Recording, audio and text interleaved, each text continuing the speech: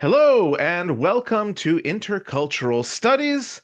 I'm Dr. Kalman Andrassy, and today we're going to be talking about different worldviews, particularly cultural explanations of life and of death.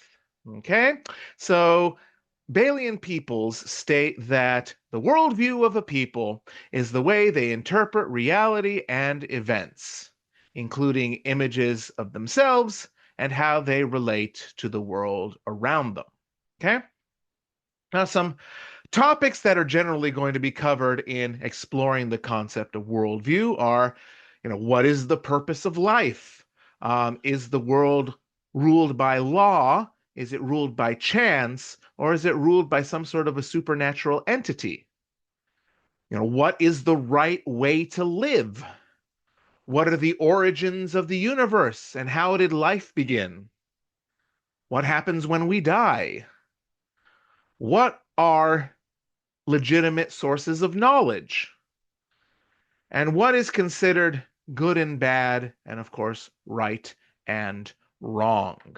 Okay, so in that sense, worldview ultimately refers to the manner in which a culture sees and expresses its relation to the world around it.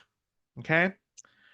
So essentially, worldview is imposed by collective wisdom as sort of a basis for sanctioned actions that enable survival and enable a people to adapt to the world around them. Okay? So, some things for you to consider in approaching this topic. What cultural traditions and rituals are important to you and to your family? Um, how would you define success and happiness in your culture? Can you share some sort of a significant event or an experience, perhaps from your upbringing, that has shaped your worldview? And what values do you prioritize in your personal and your professional life? How do you perceive the role of family and community in your culture? Can you describe any cultural taboos, things that you shouldn't talk about or things that you shouldn't engage in, or some norms of life that may be different from mainstream society? How do you view authority and hierarchy within your cultural context? What are some common misconceptions or stereotypes about your culture that you've encountered? And how does your cultural background influence your communication style and preferences?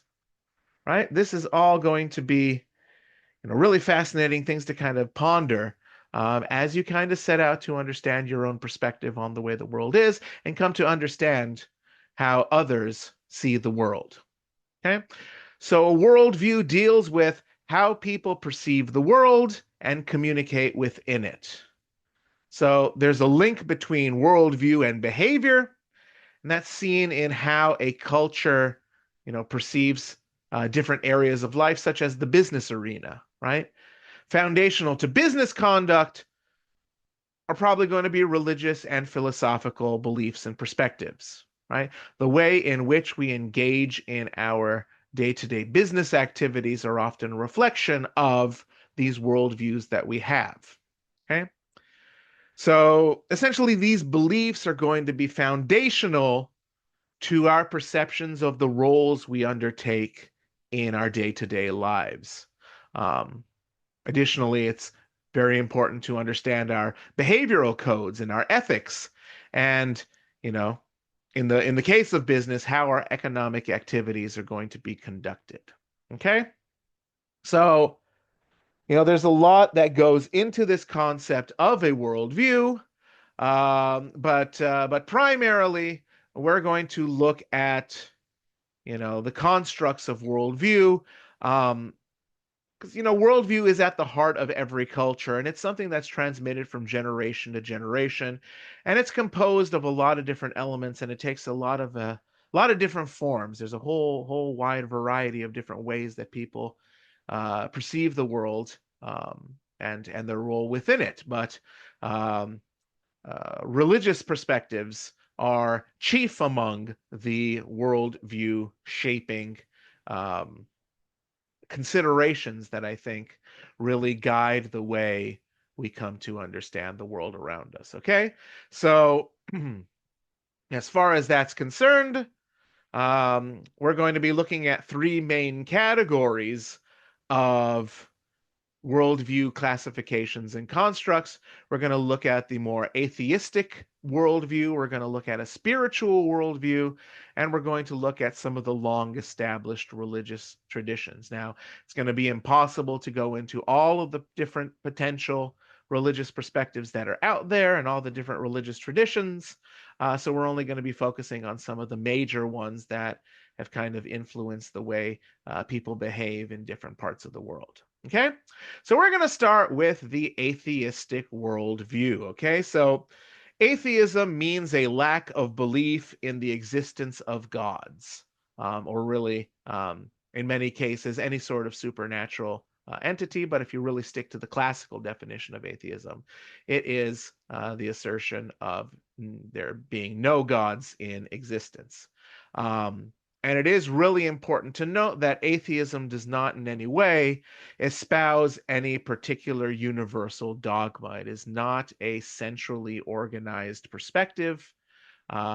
Different atheists can have widely different views about the world. Technically speaking, certain Buddhists can be atheist and believe in things completely differently from humanist atheists, for example, right? So again, there's no central perspective, but these are some of the different viewpoints that we have in that perspective. Okay, so the general idea here is that religion and spiritual perspectives are considered to be man-made under this perspective. The notion of gods and the supernatural are seen as a way of explaining the unexplainable and obtaining some degree of social control, but not really based in any form of reality. Okay? So many atheists believe that the solution to most problems in the world are not through God or any type of supernatural entity, but rather through extending the scientific method and rational inquiry into our different aspects of life, all different aspects of life. Okay? So most atheists consider that the universe, including the people within the universe, function according to the laws of nature and scientific principles rather than through some sort of a uh, supernatural entity laying down these sorts of laws. And atheists believe that these laws can be observed, that they can be tested, and most importantly, perhaps, that they can be verified. Okay? So one simply cannot accept the explanations of reality that people have made up to justify their notions of gods. Thunder is not the result of, you know, Zeus's anger or Thor utilizing his hammer Mjolnir um, to smith items for the gods, right? But rather it's the expansion and the contraction of air when it's heated by lightning, right? The moon reflects the sunlight and is not considered a light source itself, as is sort of the claim in some religious texts, right? So in that sense, atheists tend to have this strong belief in the individual, and they stress self-reliance rather than relying on the external, again, supernatural world to aid in a person's day-to-day living. Okay? Now, what a lot of religious perspectives seem to get very wrong, I think, about atheism is that atheism does not mean a lack of morals, right? Atheists can espouse a, significant set of ethical principles, and I think they are very well grounded in very logical principles, right? So, for example, one sect of atheism, the United States Atheists, in an article titled An Atheist Worldview, 15 Principles of Atheism, They maintain that atheists cannot avoid responsibility for nature and humanity and must advance social action that creates a better world, right? So that is one example of a values-based worldview and perspective on morality and ethics that atheism ascribes to. And in general, most atheists feel that morality and ethics are going to be a product of social interaction, okay? That logic and reason and culture are the basis of rules rather than supernatural entities. Okay. And also, atheists assert that many religious based morals may be outdated, right? And that human laws have the potential to be more just than those that are said to be imposed by supernatural entities. So, including the fact that humans have banned slavery and have greatly restricted the imposition of the death penalty for crimes, which certain religious texts kind of advocate for both of those perspectives, right? And of course, on the topic of the finality of death, many atheists believe that death is not a spiritual matter, but rather an undeniable biological truth about our existence.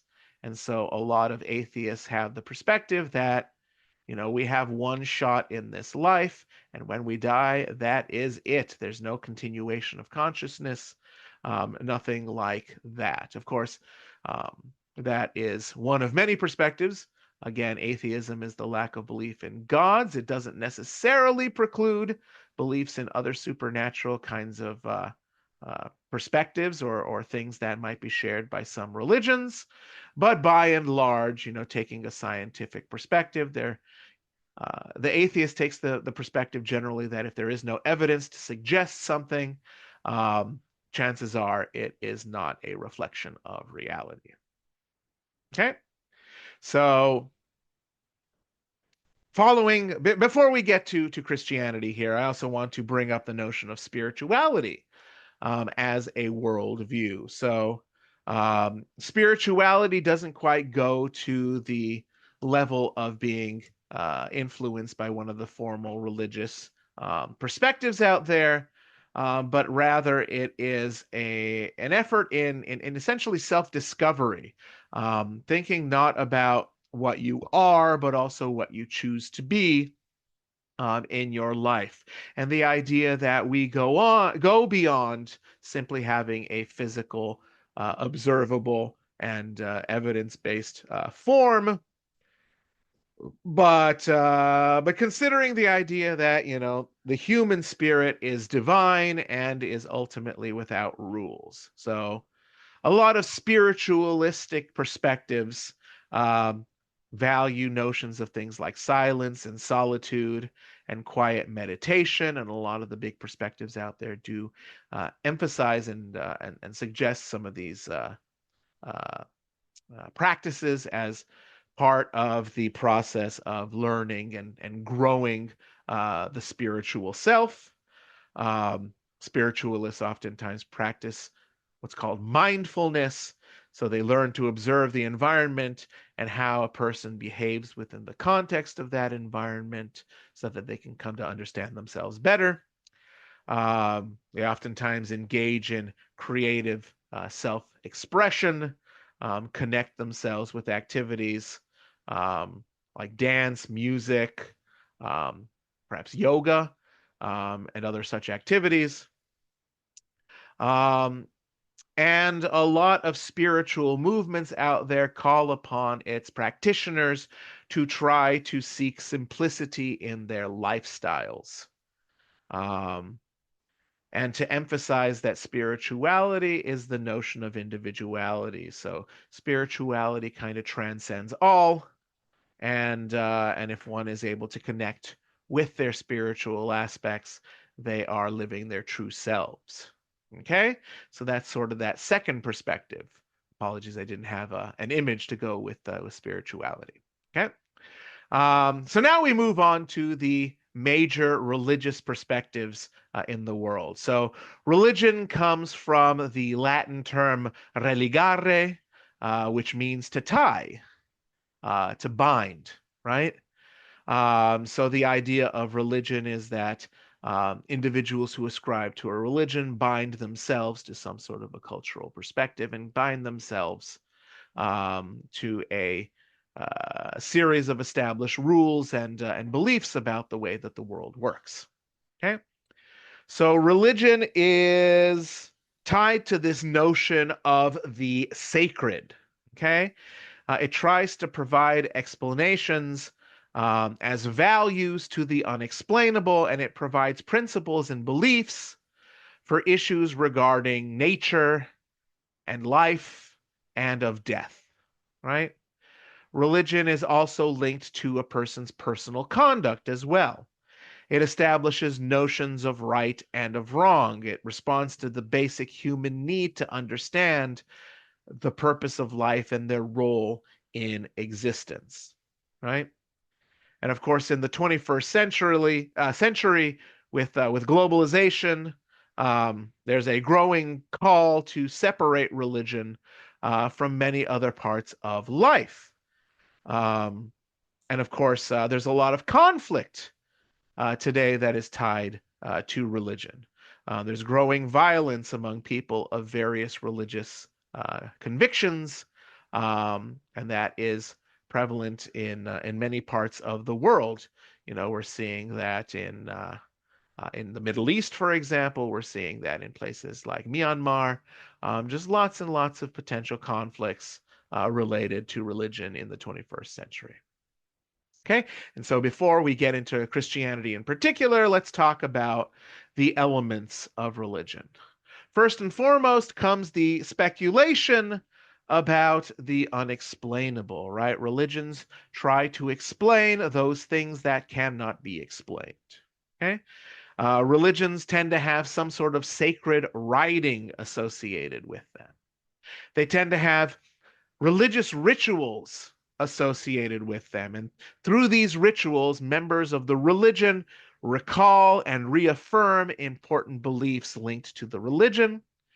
And then religions also establish notions of basic morality and ethics as well. Okay, so that's what is kind of required for a religious belief system. So note that I didn't necessarily necessitate belief in gods or any type of supernatural entity like that.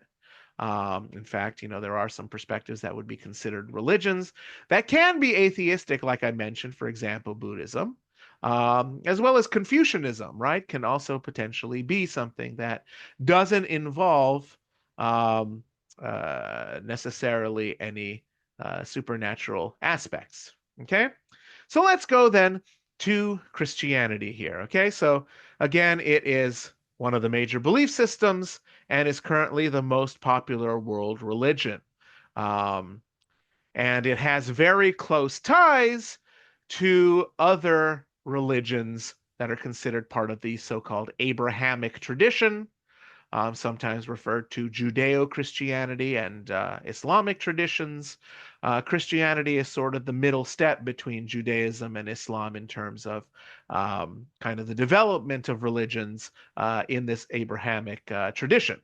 Okay, but the idea and the central tenets of Christianity is that there is a single God, right? A single overarching spiritual entity above all other spiritual and other supernatural entities, as well as the dominion of earth, that created the universe, and also, in the Christian perspective, gave the world his only Son, who is Jesus of Nazareth, or Jesus Christ, who gave his life for humanity on the cross as a way of undoing elements of the perspective of sin in the world. And basically, the gravest problem in human life is this notion of sin, or acting in ways that go against the way that God calls people to act upon. Okay, so Christianity is a total worldview because it includes both religious and secular dimensions of life. Jesus lived among the people according to the tradition, And he suffered, so he understands human pain, he understands human problems, and he understands human enticements. Um, but in the end, at the same time, men and women are created in the image of God. They are a reflection of um, the supernatural, of the divine. And that the notion of God is that everybody has some sort of a personal relationship with that God that they have to cultivate and uh, and strengthen and bolster. Okay, so some cultural expressions of Christianity. Um, there's a degree of community in Christianity, where there is community and the notion of fellowship that goes through a church. And the idea is that people go to a central location where they are to practice their faith and worship alongside other individuals that also identify as Christian. Um, Individualism is a large part of most of the Christian faiths as well. Individuals are considered to be unique and individually special in Christianity. Christianity also stresses the idea of hard work, particularly in relation to matters that would be quote unquote pleasing to God. As far as facing the future, Christians have the value of courage in the face of adversity, right? Calling upon God in their darkest hour, but continuing forward, not running away from challenges, but trying to face them and conquer them. Okay? And then, as far as notions of death, Christians believe in an afterlife in which individuals will either go to heaven, which is a type of paradise, or to hell, which is a place of eternal punishment for those that have sinned against God and against the creation of the universe, right? So, Christianity is, there's no central Christian perspective. So that's an important thing to kind of note. The earliest Christian church was the Catholic Church, but since then there have been many splinters and schisms of the church authority. Um, you have two main groups. You have Protestantism, and then you have some of the more traditional faiths, which include Catholicism and some of the Orthodox churches. Um, and of course, coming up to modern times, you even have some um, splinter groups of Christianity that uh, divert from the traditional dogma. For example, you have Mormonism, which was started in the United States not much more than about 200 years ago. That at its core is Christianity, but adopts another sacred text beyond the Christian Bible, including the Book of Mormon. So, you have lots of different perspectives. And of course, a lot of debate among Christians as to who should be considered Christian and who might not be considered Christian. Okay. So, as I mentioned, as far as sacred text, the Bible is the primary religious text for Christians, um, which encompasses some of the works. Again, I mentioned that Judaism comes before Christianity, technically, and Jesus of Nazareth was Jewish, and he um, his life and works are told in what is called the New Testament, but central tenets of the Bible come from the Old Testament, which are drawn primarily from the Jewish text of the Torah, which brings us to Judaism, right? So it's the first of the different perspectives of the Abrahamic faiths, and it can be argued that it heavily influences both Christianity and Islam that came subsequent to it. Okay, so the core beliefs of Judaism is that there is, again, one universal and eternal God. And This God is the creator and the sovereign of all that exists, again, placed above any other supernatural entities, much like in Christianity and as we'll find in Islam as well.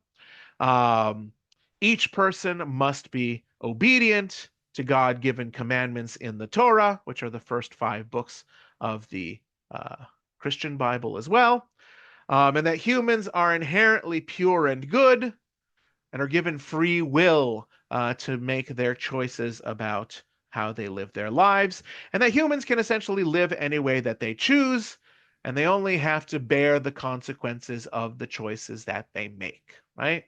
So every way that a person behaves in life is going to have potential consequences. Okay? So some of the branches of Judaism, we have Orthodox Judaism, which tries to retain as much as possible from the traditional religious teachings found in some of the classical and ancient writings. You have Reform Judaism, which is an attempt to modernize many of the long established Jewish practices that came about in the late 18th century. And the idea is that Jews worldwide should be able to assimilate into non-Jewish communities without losing their Jewish identity. Um, you know, Jewish individuals, I mean, we'll get to that in a little bit, oftentimes having to establish themselves in other majority communities, um, and trying to maintain their Jewish identity despite not being part of that majority group. Okay. Then we have conservative Judaism, which believe in many of the rules and the rituals and the traditions of the Orthodox practice, and believe that it's necessary if Jewish identity is to be maintained. Okay. So now some cultural expressions of Judaism. What is Judaism all about? So central to the idea of Judaism is the concept of opposition and of persecution, right? Um, the story of Exodus, for example, from the Torah and the Bible, tells the story of Moses, and it says that the Jewish people, the Hebrews, were um, for a long time the slaves of the Egyptian pharaohs, and um, essentially that they are trying to cast off the yoke of oppression and persecution, and they try to free themselves, so they make their way to the land of Israel. And then, of course, while in Israel, there is oppression and persecution by a variety of different entities. Um, you have Nebuchadnezzar, you have the Romans, and the Roman emperors, and you see the Jewish people in many regards being forced out of the land of Israel, and of course they make their way to various parts of the world, and then we see oppression and persecution, perhaps none so pronouncedly as in Europe. Culminating in World War II and the Holocaust. So, there's a bit of a history in Judaism of oppression and genocide and persecution. So Jews tend to have a hard time trusting other Jews on matters of those sorts of perspectives, right? Um, Another cultural aspect of Judaism is the notion of learning, right? Jews have stressed education throughout their history. They believe that sort of the way of setting oneself apart from everybody else is to educate yourself not only on matters of religious principles and things like that, but learning all you can about the world and using that to sort of live your best life. Okay. Justice is a major notion in Judaism as well, calling upon the moral treatment of others. Um, Family and community is very important as well. And the notion of there being a larger Jewish community, um, in addition to your immediate family. And the idea that if a Jewish person can go anywhere in the world. They need only to seek out other Jews in order to try to find a sense of community. So you have a lot of different Jewish organizations that establish themselves in different parts of the world to try to assist Jewish people that visit different parts of the world. Okay. Now, as far as Jewish notions about death, it is not quite the same as in Christianity. Um, Now, they do believe that death is a natural process, but the Torah itself doesn't necessarily give any clear reference to the afterlife at all. Um, so, um, some Jews believe that a big part of death, if one is not living their best life, essentially, would be to be disconnected from God. Some believe in some notion of a heaven. Um, Many do not believe in the notion of a hell. Um, I mean, there are other notions of different perspectives of the grave, Gehenna, and things like that. But there is no central, established reference point to the afterlife necessarily that's universal in Judaism.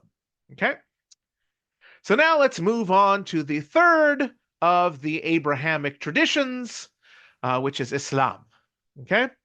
So again, it is one of the newest of the major Abrahamic religions. Its origins are they come from 610 in the Common Era, um, and as it goes, an individual named Muhammad received a revolution from God, oftentimes referred to as Allah in Arabic. Coincidentally, God and Allah are titles rather than the name of the supernatural force. And coincidentally, the Hebrew God in Judaism is referred to as Eloha or Elohim, which is very similar to Allah as well. And of course, in one of the languages that Jesus likely would have spoken, um, God is Elaha or Allaha. So Allah is not too different in terms of the etymology there from the uh, cultural and geographic languages that would have been spoken. So, in case anybody was wondering why the reference is to Allah instead of using the word God or the title God in Islam, that's because in all the other traditions it's essentially the same word or at least very similar. Okay, so anyway, Muhammad receives these messages that are recorded in a holy book known as the Quran. Okay, and then these messages establish the social order that was to become Islam. And a big part of that is the notion that community and religion in Islam are meant to be one thing. It is sort of this complete ideological perspective in that regard. And then, of course, Muhammad establishes the city-state of Medina. And from there, you see the expansion of Islam, due in large part to significant missionary zeal of Islam. So the core beliefs of Islam is that there is one God again, Allah. There is a belief in angels. The Quran is the sacred text of the Muslims. And of course, Islam itself, it means submission. So it's the idea of submission to God's will, which is linked to the notion of predestination, right? The idea that God is aware of everything, Allah is aware of everything, Allah is the creator of everything and has documented everything that has happened and will happen. So whatever God wills to happen will happen, and whatever he wills not to happen does not happen. Right? So in that sense, submission to God's will is the idea that you subject yourself and you submit yourself to this notion of submission, and you act as you believe that God wants you to act. Okay? So another central component of the cultural expression of Islam is the notion of judgment, right? Quran in the Quran, there's a, a, an excerpt that says, "And those who believe do good deeds, and they are the dwellers of paradise. They dwell therein forever." So to be a believer and to do good deeds is what gets somebody into paradise, or heaven as it would be in Christianity.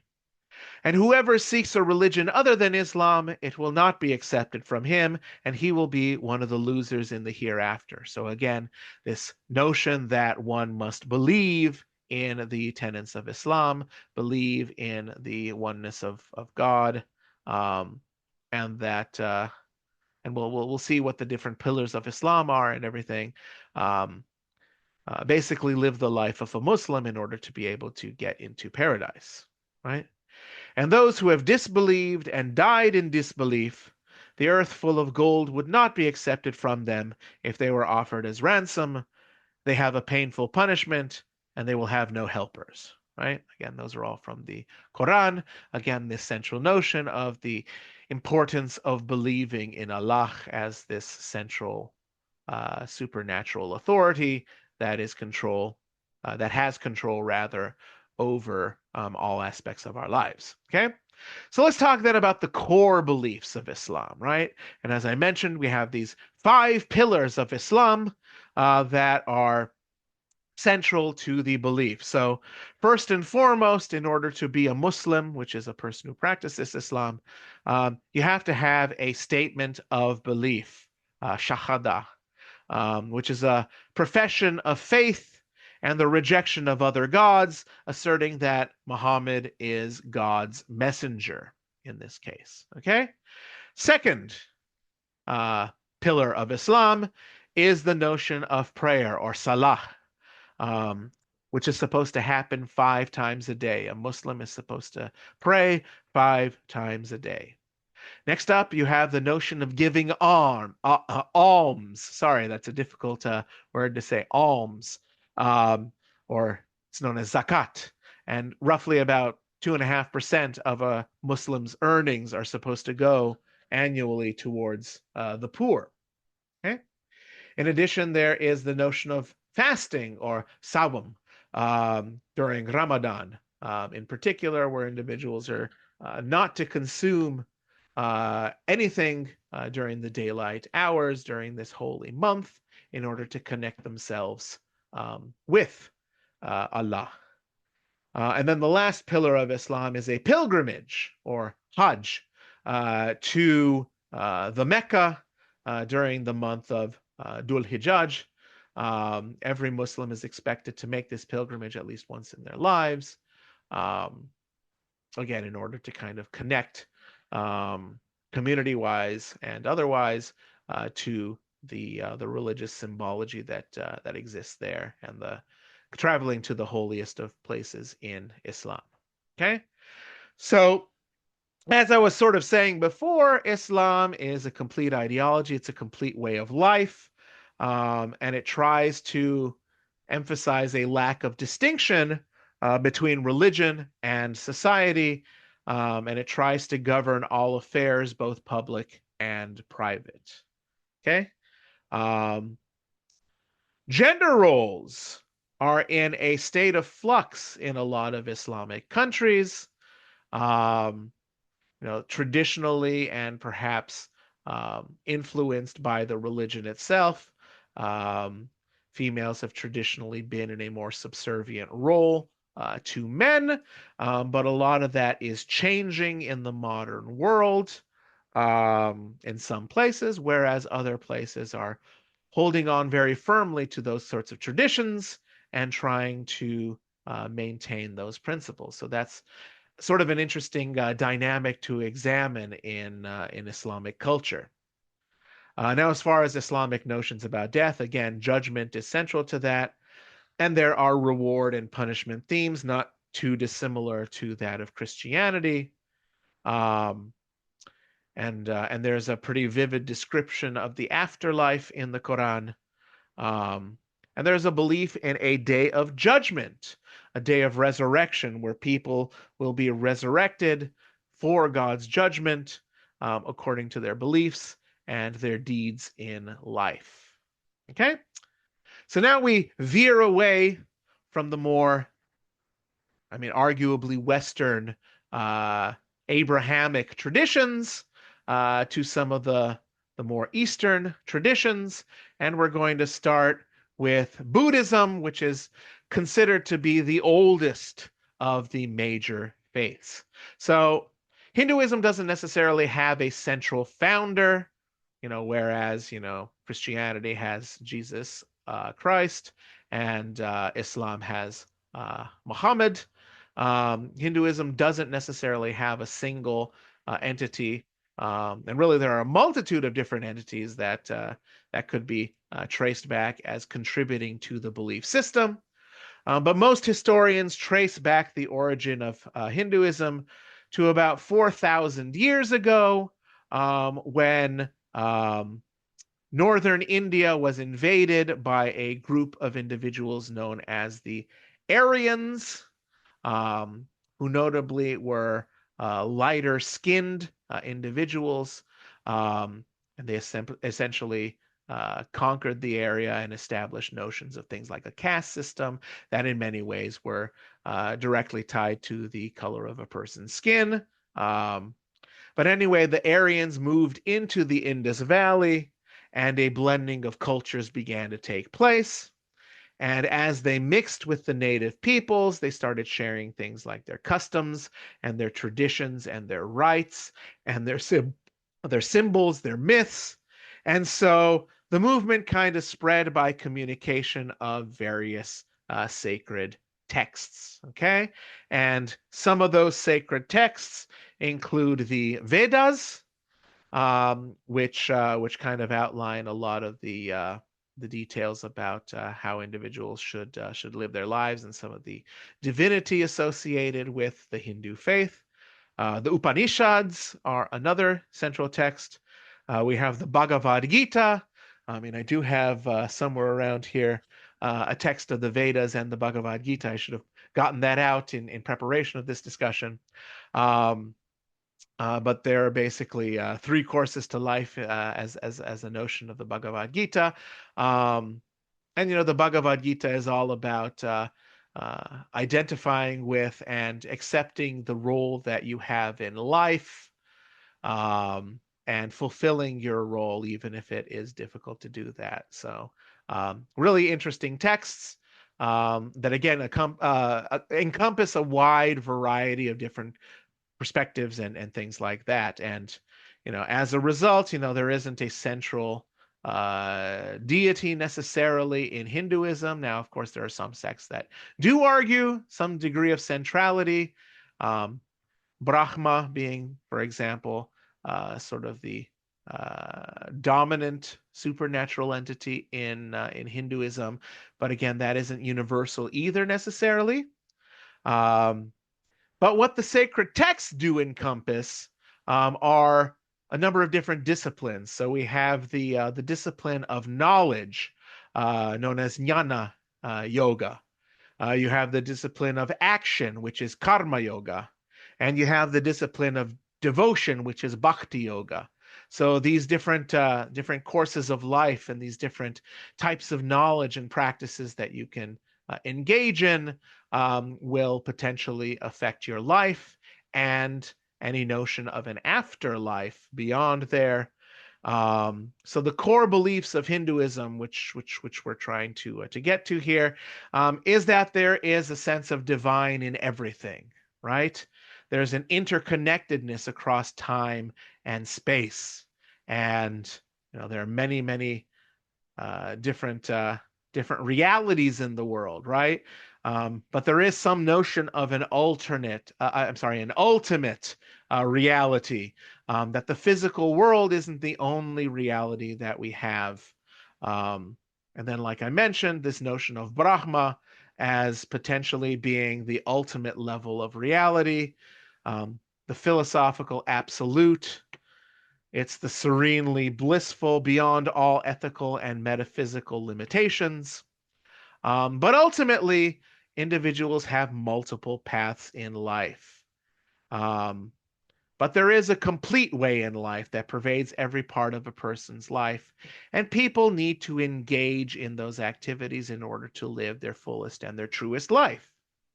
So, one notion there is the idea of dharma, which is essentially how people live and how they treat each other. Okay.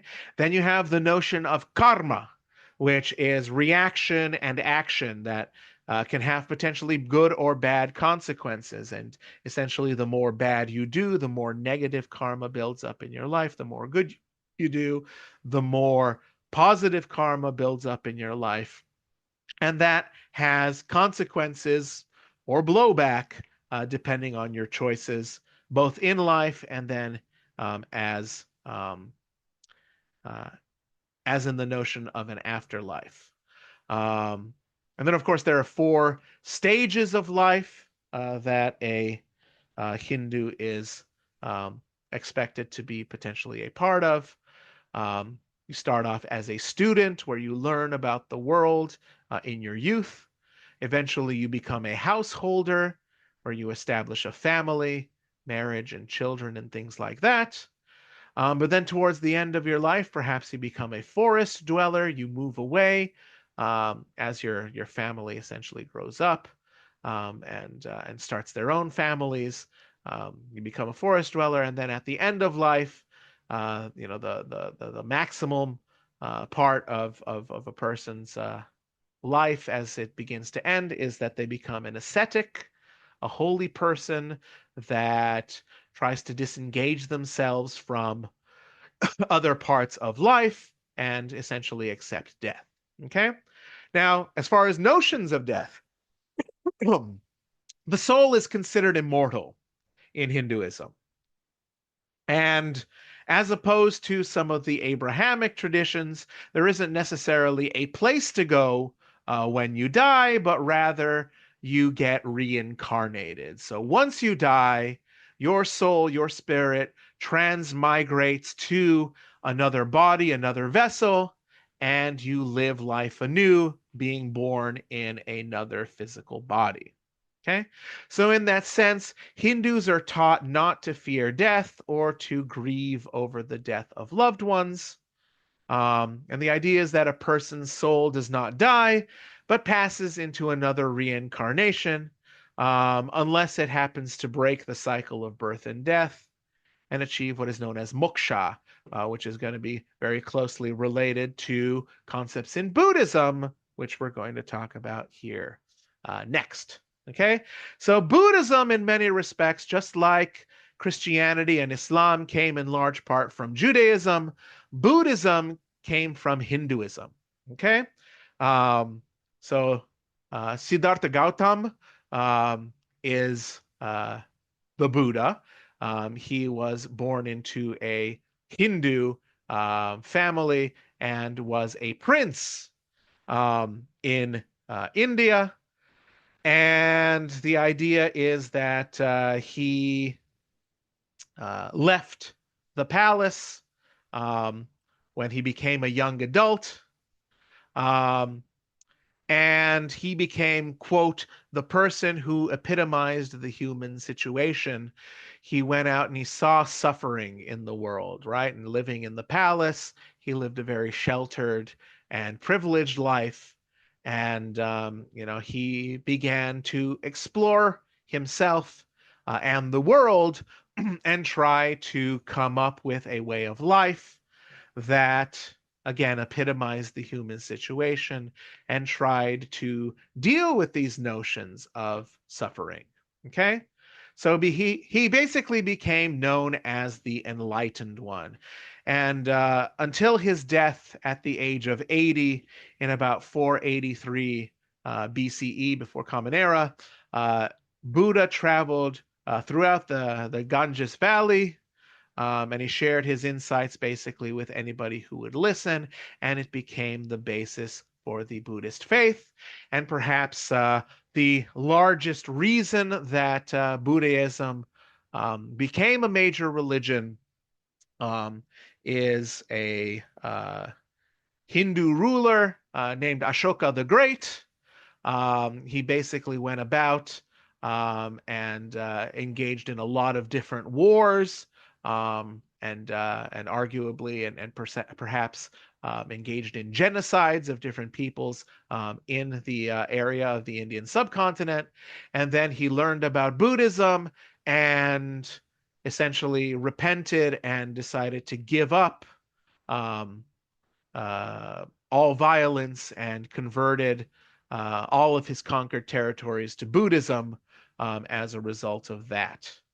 So anyway, the core beliefs of Buddhism is that Buddha is not a god, right? That's very important, but rather Buddha is a man who was able to transcend and break the cycle of birth and rebirth by becoming enlightened, right? So all individuals have the potential to seek the truth on their own. And a big part of Buddhism is the notion that there are four noble truths, okay? The first of those is that life is suffering, right? That in order to live, in order to experience life, suffering is part and parcel of that. It, just is a normal part of human existence. And much of our suffering is caused by things like craving, self desire, attachment, anger, envy, greed, ignorance, self delusion, and, just ignoring the nature of reality. And because suffering has a cause, even though it's intrinsically tied with life, it can be eliminated. So then the fourth noble truth is that there is a remedy for that, which comes in the eightfold path. So eightfold path. Okay, so basically the idea of the eightfold path are the right ways of going about doing things. And that's kind of broken down into three main ideas or sections. The first section is the notion of wisdom, right? So there is a right view in achieving a correct understanding and accepting the reality and the origins of suffering and the ways to lead to a cessation of that suffering. There is a right purpose, right? So that's two of the different paths that are part of it. Okay, so the right purpose is to be free of ill will and cruelty and untruthfulness towards both oneself and others. Right, central to the notion of Buddhism is that people lie to themselves in addition to others. Next up, the notion of ethical conduct, having the right speech, having the right action, and having the right livelihood. So being ethical and virtue-based, essentially, in the way that you speak, in the way that you behave, and the way that you live your life and earn a living in your life. Okay? And then last but not least, we have the notion of mental discipline, the right efforts, the right mindfulness, and the right concentration leading to a freeing of suffering. So being of the right mindset essentially is core to the idea of breaking free of the cycle of suffering and consequently of birth and rebirth as well.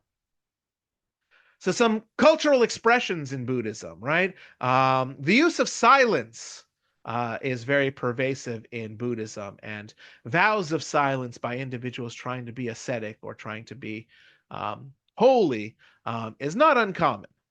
The idea of impermanency is central to Buddhism as well, that the idea that nothing lasts forever and that everything eventually decays and goes away. And then just like in Hinduism, the notion of karma, that actions result in reactions essentially, both spiritually and perhaps in the real world as well. Okay? Now some Buddhist notions about death. So the large portion of Buddha's teaching really focuses on this concept of death. So they argue that it is indeed inevitable. No one can live forever. A person who dies is going to be reborn. Okay? And past karma is central to that notion of rebirth and is kind of the guiding action in how a person gets reborn. So a person's past deeds play a role in how many times and in what state he or she gets reborn.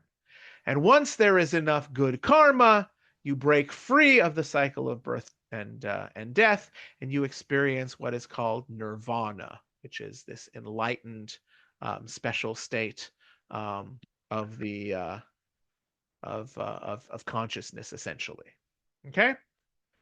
Um, so now we transition over to Confucianism, which is again considered a religious perspective, but it differs in some of the other religious perspectives in that it doesn't necessarily, it might be incorrect to call it a religion and more so call it a philosophy. But it definitely is a worldview, which again is sort of the point of this discussion. So there is no formal priesthood, almost no congregational life whatsoever in Confucianism. There aren't necessarily supernatural entities or anything like that. Um, so, it does differ in some degrees from some of these other religious perspectives that we've seen thus far. But the idea is that you have a man referred to in the West as Confucius, um, in the East, in Chinese, often referred to as Kong Fu Zi, or basically the great teacher, Kong. But basically, the idea is that he was born in 551 BCE, so roughly about 2,500 years ago. And basically, what Confucius taught grew out of his observations about the human condition in China during his lifetime. So he was apparently an advisor, uh, militarily and otherwise, to the emperor in China. And Confucius basically asserted that the government must be founded on this concept of virtue, and that all citizens have to be attentive to the duties of their position within society. So um, during his lifetime, about 3,000 people came to him to study under him, um, and over 70 became well-established scholars that then spread the teachings throughout China and perhaps to other parts of Asia as well. But the core beliefs of Confucianism is that people are basically good, um, and only have to learn their role in life and virtues in order to be good. So it is through education that a common man can become a superior individual. So there is this notion of there being a very deep commitment to social harmony, right? That there is a way of doing things that cause society to function in its best form. Okay.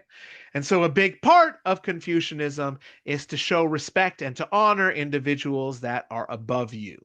Okay. So there is, again, a social hierarchy.